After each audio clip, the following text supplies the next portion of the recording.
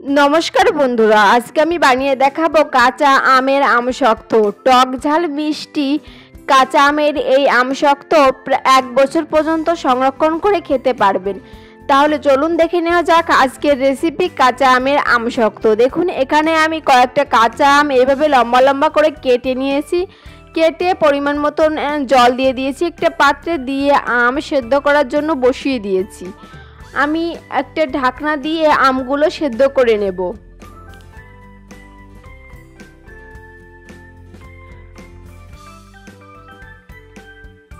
দেখুন এইভাবে ঢাকনা দিয়ে ঢেকে ঢেকে আমগুলো ভালো করে সেদ্ধ করে নিতে হবে। অবশ্যই আমগুলো ভালো করে সেদ্ধ করে নেবেন। দেখুন আমার আমগুলো ভালো করে সেদ্ধ করে নেওয়া হয়ে গিয়েছে। এখন একটি ছিদ্রওয়ালা থালে আমি উঠিয়ে নিয়েছি। আপনারা ছাঁকনির সাহায্যেও এই কাজটি করতে পারেন। আমি এরকম একটা ছিদ্রওয়ালা থালায় নিয়ে আমটা ছেঁকে নেব, যাতে করে আমের ভিতর আমের কোনো অংশ থেকে না যায়। এভাবে করে আমের কাকটা আমি বের করে নেব।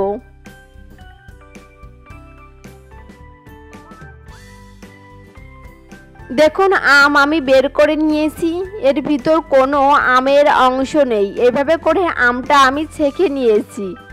এখন এই আম দিয়েই আম শক্ত বানিয়ে দেখাবো। এখন একটা গ্যাসে আমি কড়াই বসিয়ে দিয়ে আম দিয়ে দিয়েছি। যে পাত্রে আমি আম নিয়েছিলাম সেই পাত্রটা ধুয়ে একটু জলও দিয়ে দিয়েছি। দিয়ে একটু নাড়িয়ে চাড়িয়ে নিয়ে আমি এতে পরিমাণ মতন চিনি অ্যাড করে দেব। আপনারা যেরকম চিনি খেতে পছন্দ করেন সেই বুঝে চিনিটা অ্যাড করবেন।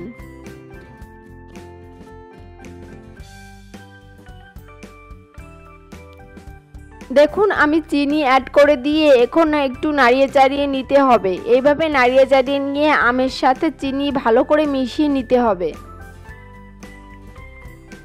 দেখুন আম আর চিনি ভালো করে মিশিয়ে নিয়ে আমি এখন 1 চামচের মতো লবণ দিয়ে দিয়েছি।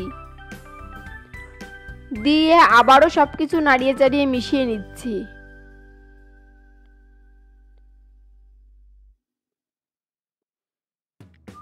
আবারও সব কিছু নাড়িয়ে চাড়িয়ে মিশিয়ে নিয়ে আমি এখানে 3টে শুকনো লঙ্কা দিয়ে দিয়েছি, একটু থেতলে নিয়ে দিয়ে দিয়েছি।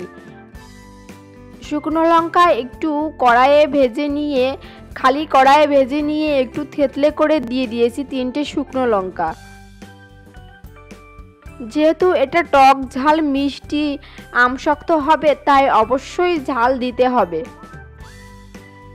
দেখুন ঝাল দিয়ে অনবরত এইভাবে নাড়িয়ে চাড়িয়ে নিতে হবে যতক্ষণ না পর্যন্ত একটা আঠালো ভাব আসছে এবং কালারটা চেঞ্জ হয়ে যাচ্ছে। দেখুন কালারটা চেঞ্জ হয়ে গিয়েছে, এখন জেলিতে পরিণত হয়েছে আমের এই পদার্থটি।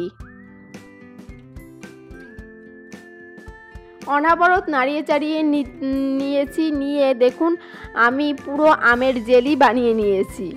যখন এরকম ঘন হয়ে যাবে আমের জেলিটা, তখন আমি 2টো পাত্রে তেল মাখিয়ে নিয়েছিলাম সেই পাত্রে আমি ঢেলে নিচ্ছি। এইভাবে ঢেলে নিতে হবে 2টো পাত্রে।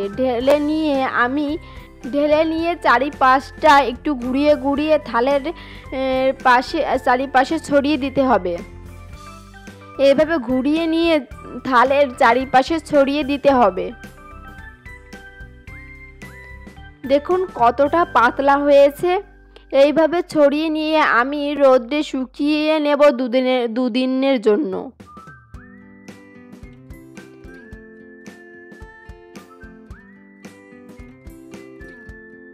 আমি রোদে শুকিয়ে নিয়েছি 2 দিন, তারপর ফিরে এসেছি। দেখুন এখন আপনারা আপনাদের পছন্দ অনুযায়ী কেটে নিতে পারেন। আমার আমশক্ত পুরো রেডি হয়ে গিয়েছে। এদিকে আমার ছেলে চলে এসেছে আমশক্ত খাওয়ার জন্য। ওর তো আর তর্স হয়েছে না। দেখুন এভাবে করে আমি একটা প্লেট লম্বা লম্বা করে রাউন্ড শেপ করে নিচ্ছি। আপনারা আপনাদের পছন্দ অনুযায়ী কেটে নিতে পারেন।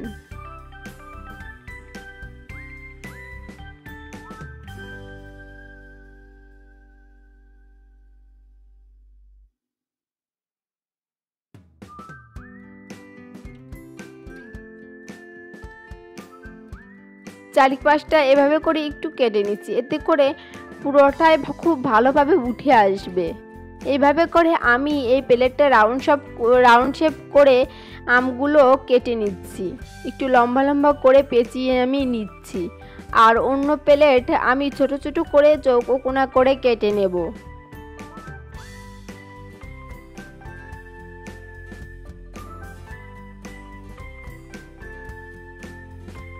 এইভাবে আমশক্ত বানিয়ে আপনারা সারা বছর সংরক্ষণ করে খেতে পারেন, খেতে ভীষণই মজা। বন্ধুরা, আজকের এই রেসিপিটি যদি আপনাদের ভালো লেগে থাকে তাহলে অবশ্যই বন্ধুদের সাথে শেয়ার করবেন। আর আপনি যদি আমার চ্যানেলে নতুন হয়ে থাকেন তাহলে চ্যানেলটিকে সাবস্ক্রাইব করে দেওয়ার অনুরোধ রইল।